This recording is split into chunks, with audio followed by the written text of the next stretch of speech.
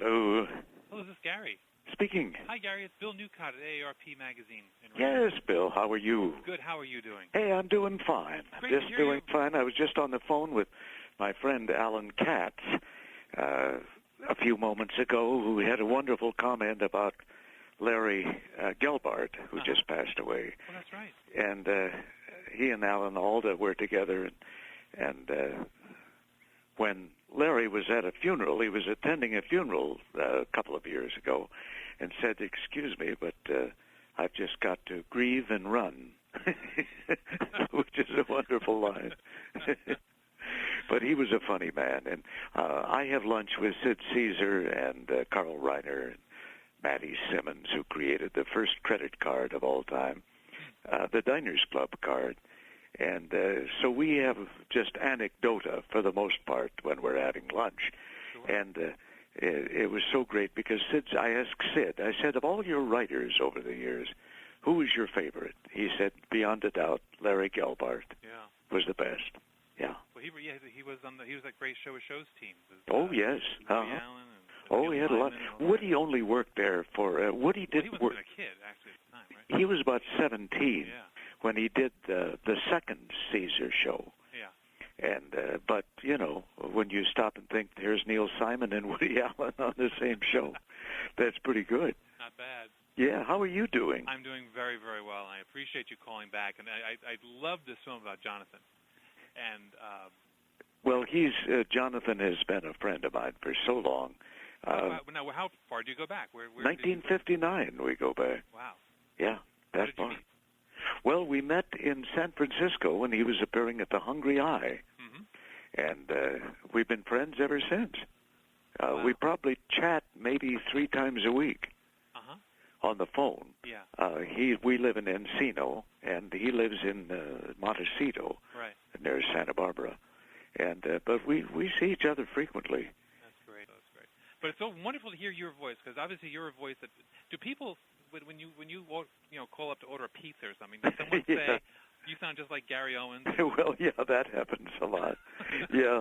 Well, not just Laugh-In, but I was a regular on 18 other shows. Yeah. And starting with, I was the announcer on Bewitched, the announcer on The Wonderful World of Disney. A lot of things before I actually did on-camera things. Yeah.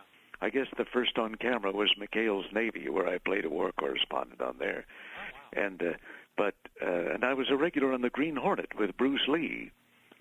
Were you really? Yes, I remember that. I remember the show. I remember the car. It was 20th Century Fox. Yeah, that was Black Beauty.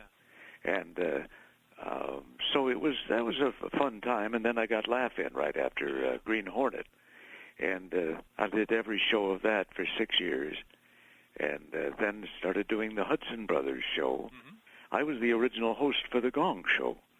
Chris Beard and I remember when you were the host, and I remember when Chuck Barris took over. I said, well, I don't like this guy as much. I didn't realize he was the guy who created the show. Well, he didn't create the show. No, Chris Beard and I. Chris Beard and I both created the Gong Show, and we sold it to Barris. I see. But in Chuck Barris's regime, he always creates things, which is not true at all. He didn't create the Newlywed Game or any of those. I guess he wasn't really a CIA agent either. So. No. Thank God for the country. Yes, at that point. I need to talk to you about Jonathan, because that's what I'm taking. Oh, sure, of course. Well, Jonathan has been my pal, probably one of my 3 closest friends over the years. And we, as I say, we chat all the time. And he's a different person every time he chats, of course. Oh, Mr. Owens, this is Lyle Nettner. Yes, Lyle, what can I do for you? Well, I just wondered, I've been living in my refrigerator, whatever it would be, Stan Freberg is another good friend of mine. Oh, yes, really? Oh, yes. Yeah. One of the funniest things that happened with Stan, I just was chatted with he and Hunter, his wife, last week. And he went over to Capitol Records about 2 years ago and said, I wonder if I could get CDs of all of my albums. And the girl at the front desk says, well, what band are you with? And he said, well, I've sold 60 million albums for Capitol. I'm a comedian. Yeah. Oh, yeah, but what band are you with? Oh, God. I was interviewed about 5 or 6 times. I knew Michael Jackson and the whole Jackson family for years. I was the honorary mayor of Encino for a couple of terms. Mm-hmm. And, of course, they grew up, all of the kids grew up about the same time.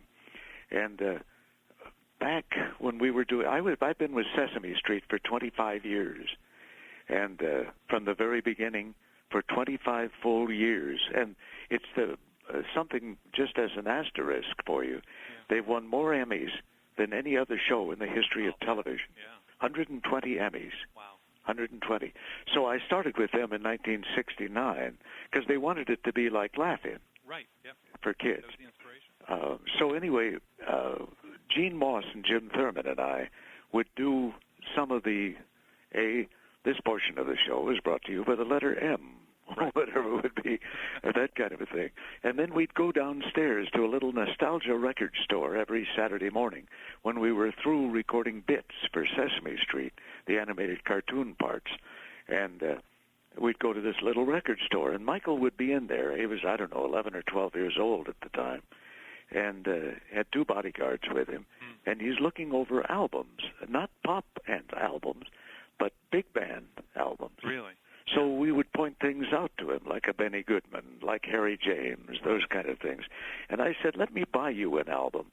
This guy is so great. Lionel Hampton has a jazz overtone to everything he does, but yet it's pop music at the same time. And so I bought him an album, cost $1.50, and gave it to Michael as a present. And so he took it home and listened to it, and although his father knew who he was, Lionel, but Michael didn't really. And I said, some of the best musicians in the world are part of that orchestra, including at that time, in 1951-52, was the album that I gave him. Quincy Jones was playing for Lionel Hampton. So it went full circle with Thriller. And all of who knows? Who can... Gary, I thank you for your time, and I hope to talk to you again soon. Well, that'd be great. Continued success. You too. Bye-bye. Bye. Hi. Hi. What's going on? Oh, hold it a second.